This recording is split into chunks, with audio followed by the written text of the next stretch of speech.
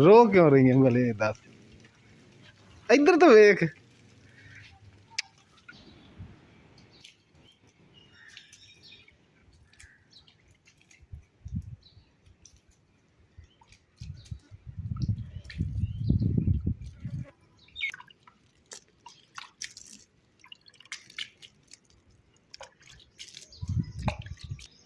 बिस्मिल्लाहिर्रहमानिर्रहीम अस्सलाम वालेकुम। उम्मीद करती मेरे बहन भाई ठीक होंगे। अल्हम्दुलिल्लाह से भी ठीक। अल्लाह पाक तुहानू खुश रखिए आबाद रखिए जी। अज का व्लॉग करते शुरू और जो धनिया बीजा सी ना मैंने क्या हल करके ना पानी डाल दूँ।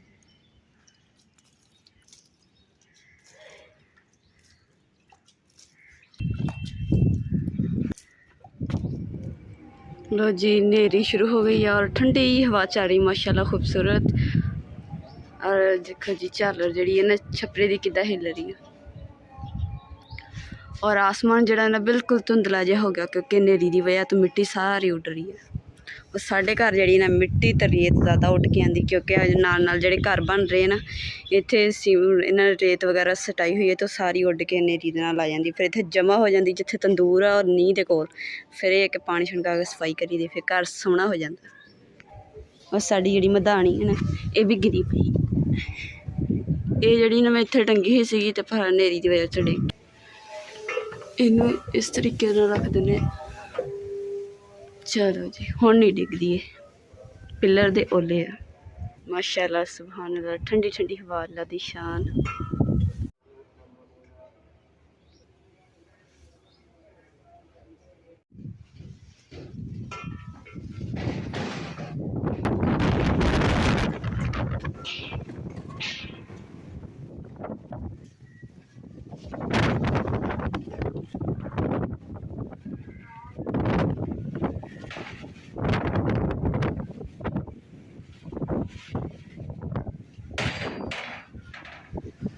खाने खोल रही है पता क्यों सारी रेत मिट्टी खल पै गई इन्नी मेरी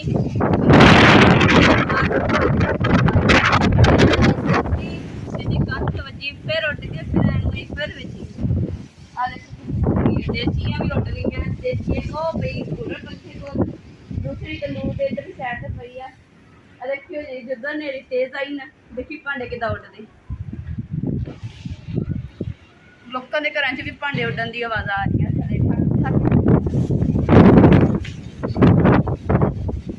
माशाल्लाह जी हल्की हल्की बारिश भी आने लगी जो बारिश आएगी ना तो मिट्टी जी जम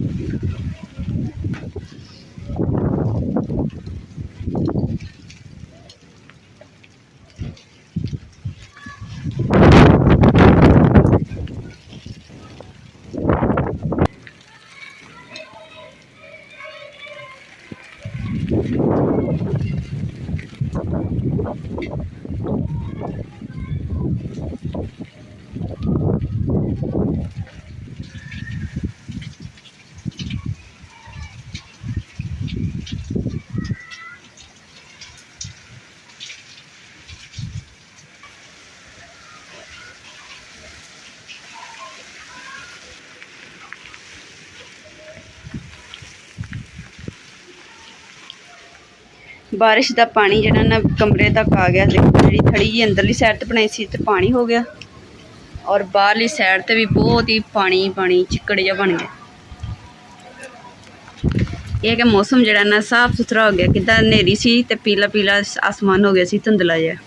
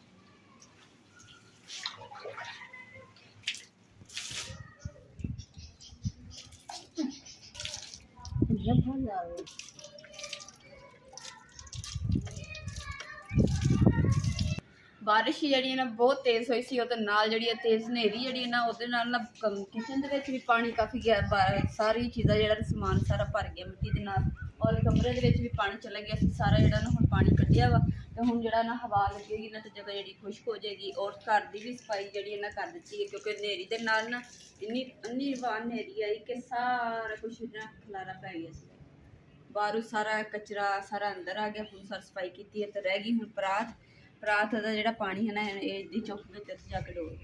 ਬਰਤਨ ਜਿਹੜੇ ਨਾ ਸਾਰੇ ਆ ਮਿੱਟੀ ਨਾਲ ਭਰੇ ਪਏ, ਕੁਛ ਥੱਲੇ ਡਿੱਗ ਗਏ ਸੀ, ਉਸ ਚੁੱਕ ਕੇ ਨਾ ਸਾਈਡ 'ਤੇ ਕੀਤੇ ਤੇ ਹੁਣ ਆ ਜਿਹੜੇ ਅੰਗੀਠੀ ਵੀ ਸਾਰੀ ਖੁਰ ਗਈ, ਇਹਦੇ ਕੋਲ ਤਰੇੜ ਵੀ ਆ ਗਈ ਆ, ਇੱਥੋਂ ਟੁੱਟ ਗਈ ਤੇ ਔਰ ਅੰਦਰ ਜਿਹੜੇ ਬਰਤਨ ਪਏ ਵੀ ਸਾਰੇ ਮਿੱਟੀ ਨਾਲ ਭਰ ਗਏ। ਔਰ ਇੱਧਰ ਵਾਲੀ ਜਿਹੜੀ ਹੈ ਨਾ ਬਿਲਕੁਲ ਹੀ ਖੁਰ ਗਈ ਹੈ ਤੇ ਸਿਰਫ ਨੀਚੇ ਜਿਹੜਾ ਕਾਨੇ ਤੇ ਛਾਪਰ ਪਾਇਆ ਨਾ ਉਹ ਨਿਕਲ ਆਇਆ।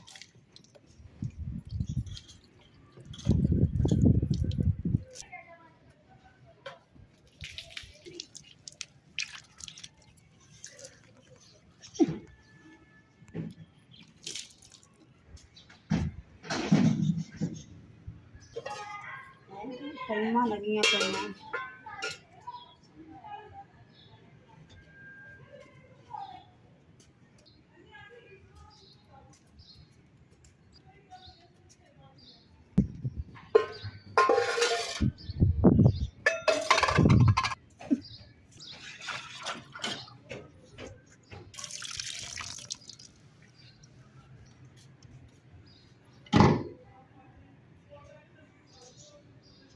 मी आ जाना तो दे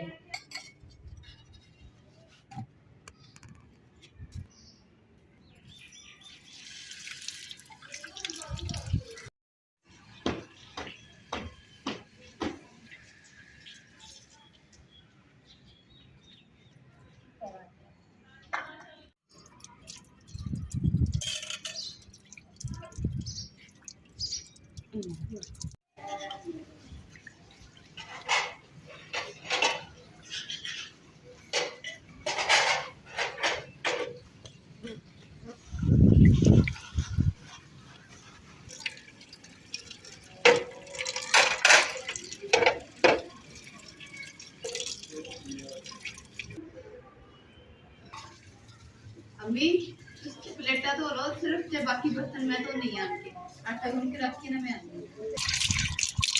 चलो ठीक है, ठीक है।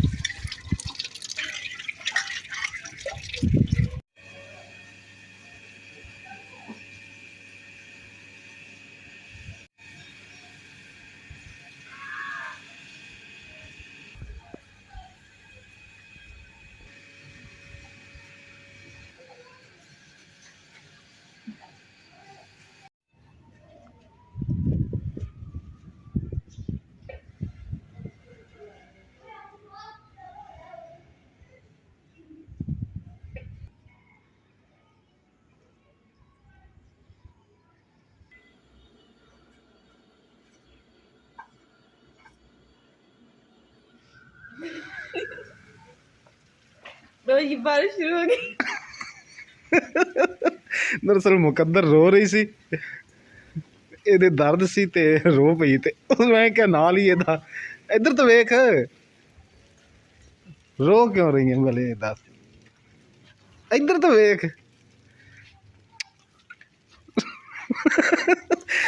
ਰੋ ਕਿਉਂ ਰਹੀ ਸੀ ਦੱਸ ਕਿੱਥੇ ਦਰਦ ਹੋ ਰਹੀ ਕਮਰੇ 'ਚ ਚਲੋ ਅੱਲਾ ਖੈਰ ਕਰੇਗਾ मैं दवाई लाया है ना जी वो तो एक बारी खाधी है एक बारी होर खा ले इंशाल्लाह बेहतर हो जाएगी ठीक है